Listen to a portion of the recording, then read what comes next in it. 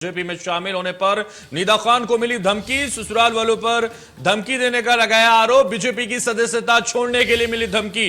निदा खान की तहरीर पर मुकदमा दर्ज कर लिया गया है। आला हजरत खानदान की बहू है निदा खान।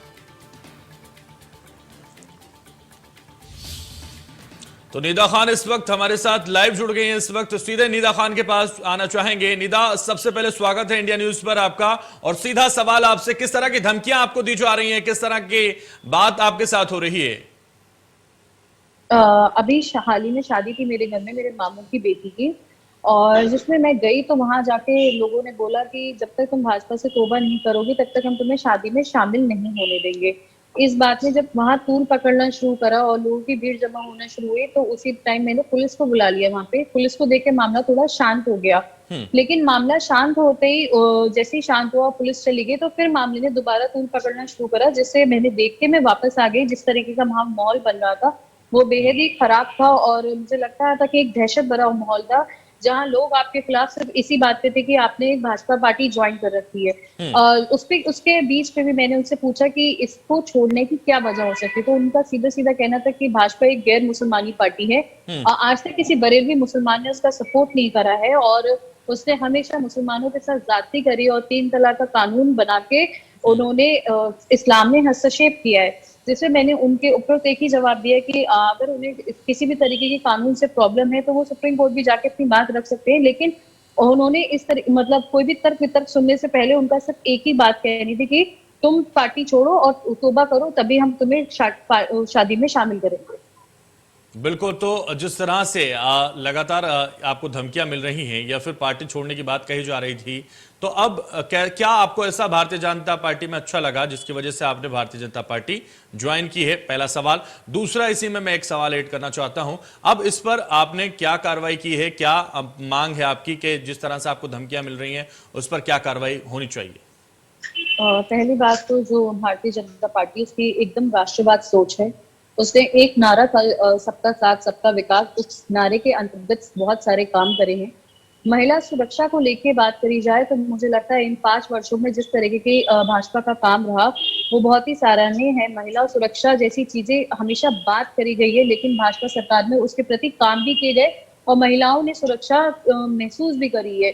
मतलब आज के टाइम में महिला अकेले अपने घर से बाहर जा सकती हैं, वो ट्रेवल भी कर सकती है, इस तरह की कोई दिक्कत नहीं है। और मेरे अपने पर्सनल एक्सपीरियंस है कि अगर मैं इलाहाबाद से बरेली वापस भी आती थी तो वहां पे एक महिला कांस्टेबल किसी भी जगह जगह जाके पूछती थी किसी अकेली महिला को देखे कि आप अकेली हो तो आप अपना नंबर दे दो, किसी तरीके की कोई दिक्कत हो तो आप हमें फोन करना। तो मुझे लगता है कि ये बहुत छोटी छोटी बातें हैं जिसपे भाजपा ने काम करा है और महिला सुरक्षा प्रदान भी करी गई है। वहीं महिला एम्पावरमेंट मतलब वुमेन महिला सशक्तिकरण की बात करी जाए, वहां पे भी भाजपा ने बहुत अच्छे सराहनीय कदम उठाए गए हैं।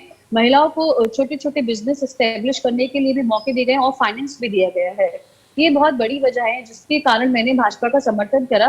साथ ही साथ देखा जाए कि जैसे मुस्लिम समाज में 3 तलाक की कानून 3 तलाक की तलवार लटकती रहती थी महिलाओं के ऊपर, तो उस तरीके की उसने महिलाओं को एक शादी में सुरक्षा कवच प्रदान करा है।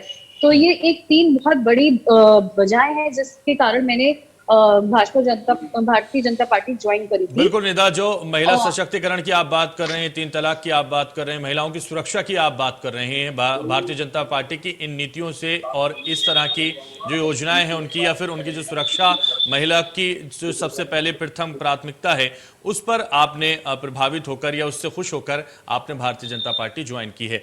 दूसरा सवाल था मेरा कि किस तरह की कार्रवाई की आप मांग करते हैं? जो लोग आपको धमकी दे रहे हैं कैसे आप उनसे सुरक्षित रह सकते हैं? इंडिया न्यूज आपसे जानना चाहता है। मैंने कप्तान साहब से मुलाकात करी इस विषय पे और उन्होंने मुझे आश्वासन दिया कि वो मुकदमा दर्ज करेंगे और रात में ही मुकदमा उनके ऊपर दर्ज हो गया है। अब आगे की कार्रवाई के उन्होंने आश्वासन दिया कि कार्रवाई करेंगे। तो मैं चाहती हूँ ऐसे जो लोग हैं जो समाज में एक इंडिविजुअल पर्सन के लिए इंस्टिगेट कर रहे हैं बाकी समाज को, ऐसे लोगों पे कार्रवाई तो होनी चाहिए। इन लोगों को अरेस्ट करके जेल भेजना चाहिए कि दोबारा इन लोग की ऐसी हिमायत ना हो कि इस तरीके की घटिया हरकतें करें। और जो इनकी तुच्छी सोच है वो अपनी तुच्छी सोच सिर्फ अपने तक ही लिमिट रखे लेकिन दूसरों को उसमें इन्वॉल्व ना करे। अपनी सोच दूसरों के ऊपर थोपे ना और किसी भी तुगलकी फरमान निकालने से पहले वो 10 बार सोचें। तो ऐसे तुगलकी फरमान जारी करने से पहले 1000 बार सोचें, 10 बार सोचें, ये आप मानते हैं। लेकिन आपने कब भारतीय जनता पार्टी ज्वाइन की और कब से आप बरेली में हैं या कहाँ इस वक्त हैं आप, और किस तरह से धमकियां आनी शुरू हुई वो भी एक बार हम जानना चाहेंगे। मैंने 30 जनवरी को भारतीय जनता पार्टी ज्वाइन करती विधानसभा चुनाव से पहले। जी। और उसके बाद मुझे प्रचार और प्रवास के लिए बाहर भेज दिया गया था पार्टी के लिए, और उसके बाद जब इलेक्शन समाप्त हुए उसके बाद ही मैं बरेली वापस आई, और रिजल्ट के बाद मैं दोबारा चली गई थी। तो अभी कुछ दिन पहले से ही मैंने बरेली में रहना शुरू करा है, और जैसे ही मैं यहाँ थोड़ी सी भी सेटल हुई हूँ उसके बाद से ये सब बातें शुरू हो गई है। तो बाकी और इस तरीके की बातें।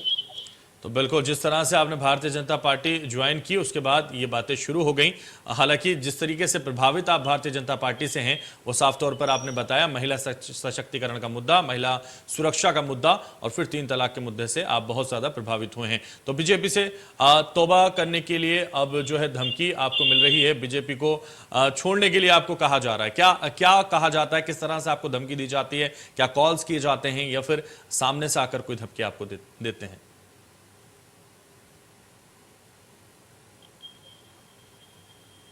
निदा, मेरी आवाज आप तक पहुंच पा रही है? जी, अब आ रही है। जिस तरीके की बातें चल रही हैं और धमकी की और तौबा की, उनका साफ तौर से कहना है कि उनके पास इतने मुरीद हैं कि वो कभी भी कुछ भी करवा सकते हैं। अभी इन सब बातों के ऊपर मैंने मुकदमा इसलिए ही दर्ज कराया है कि इन लोगों को भी समझ में आए कि किसी के ऊपर भी तुगलकी फरमान या इस तरीके की बातें करना इतनी आसान नहीं है। एक हम स्वतंत्र भारत का हिस्सा हैं, हम किसी भी पार्टी का समर्थन कर सकते हैं और इसके लिए हमें किसी की इजाजत की जरूरत नहीं है। तो बिल्कुल कोई सी भी पार्टी आप ज्वाइन कर सकते हैं, बिल्कुल स्वतंत्र हैं और कोई सी भी पार्टी ज्वाइन कर सकता है। और बिल्कुल आपकी पुलिस मदद करेगी और जो पॉलिसी मेकर इसे देख रहे होंगे वो कहीं ना कहीं आपकी मदद करेंगे। बहुत शुक्रिया हमारे साथ जुड़ने के लिए।